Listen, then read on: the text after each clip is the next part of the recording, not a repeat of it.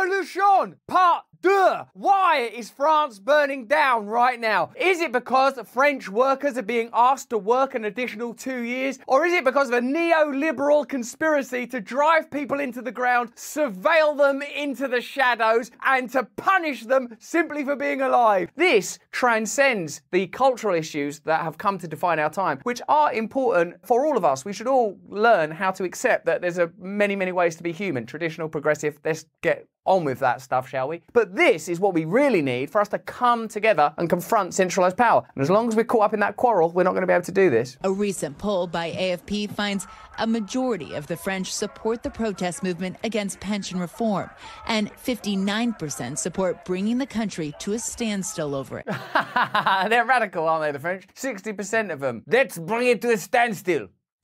But as his country descended deeper into chaos, Emmanuel Macron stepped out in Belgium for an EU conference with a wink. Hey, we are corrupt. We're ignoring democratic procedure. But the idea that Macron is out of touch is unfair and untrue. He knows exactly what time it is. Et les blocages, il faut pouvoir les lever quand ils empêchent l'activité normale. De négocier et ensuite de réquisitionner. It's been reported that Macron, in that interview, took off his ridiculous, Larry, sexy gold watch because he was sort of saying, Mom, we've all got to work together for a fairer France. Oh, shit, I'm rich. Vive la France! So, let's explain the basics of this story, the pension reform bill, why it was bypassed, and what this story tells us, not only about France, but about the whole world. This popular uprising that we're currently experiencing, and what we're going to have to do about it together if we're going to do anything other than make minor changes that won't make any bloody difference. The pension reform itself is deeply unpopular, opposed by 70 to 80% of the French public. But the manner in which the new law was passed, invoking the 49th article of the French Constitution, allowing the Prime Minister to bypass the National Assembly to force through the reforms without a vote, sparked real anger. That Parliament was not consulted is widely perceived as an anti-democratic affront. Ignoring Parliament is anti-democratic. Having politicians that don't represent people is anti-democratic. The world is not democratic. While the scale and intensity of the protests have made media headlines worldwide, the government response has attracted the attention of human rights organisations.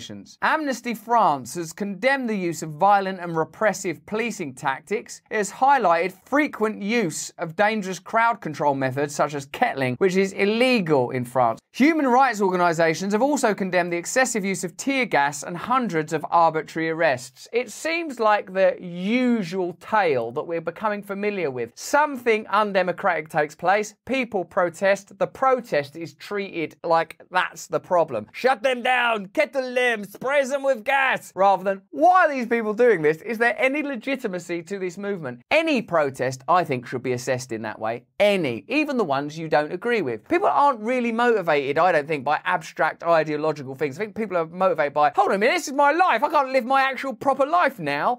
This is an article by Charles Develon, French, you know, senior lecturer in political and social thought at the University of Kent in England. The shift towards security is perhaps the most striking aspect of Macronism. Aren't you noticing that worldwide, sort of handsome or good-looking people are stepping to the forefront to tell you how liberal they are, and then surveilling you and taking away your right to protest? Justin Trudeau, the world's gentlest, loveliest, sort of barroom crooner, can't wait to evoke emergency acts. Rishi Sunak, that lovely little haircut of a man, can't wait to bring in tough new protest laws. Everything has become about appearance, and the problem with that sort of symptomatic approach, whether it's the aesthetics of power or the way of treating protest and dissent as a symptom rather than an indication of a deeper problem, means that we're not ever getting any closer to a solution. In fact, we're exacerbating the problem. Oh, here's something that looks like it'll be a solution. A guy saying that he's nice and progressive. Yeah, well, none of us are having our lives improved, so we're going to continue to ultimately protest. Then more laws get passed. When a fundamental, integral and essential solution is required, we're continuing to present panaceas, distractions, illusions, optical solutions that don't actually change things for us. He has replaced liberty with security and made this the cornerstone of his regime. Even before COVID-19 reached Western countries and governments responded with lockdowns and curfews, Macron Macron had securitized the French state against internal threats. Inheriting a state of emergency imposed by his predecessor François Hollande after the 2015 Paris attacks, Macron passed many emergency powers into ordinary law, effectively making the state of emergency permanent. Again and again, we are seeing the utilization of emergency measures to implement control and regulation, because it is now difficult and unnecessary to impose centralized control on a population that could be largely self-governing using technology available right now. People could have regionalized assembly, regionalized government, more and more democracy, more and more ability to regulate and control your own life, lower taxation, more bespoke and localized taxation when it is necessary. This has to be resisted because it prevents opportunity for profit. If you can centralize taxation, you can do deals with corporations, filter in that public money into private hands, you cream money off the top, you leave your short period of time as a public servant and get yourself back into the corporate world, which is where you're always heading. And that's why your Tony Blairs, your Clintons, your Obamas, all them people, they're double rich now because they're all working for big corporations. You can check that for yourself. That's how it works. You know that already.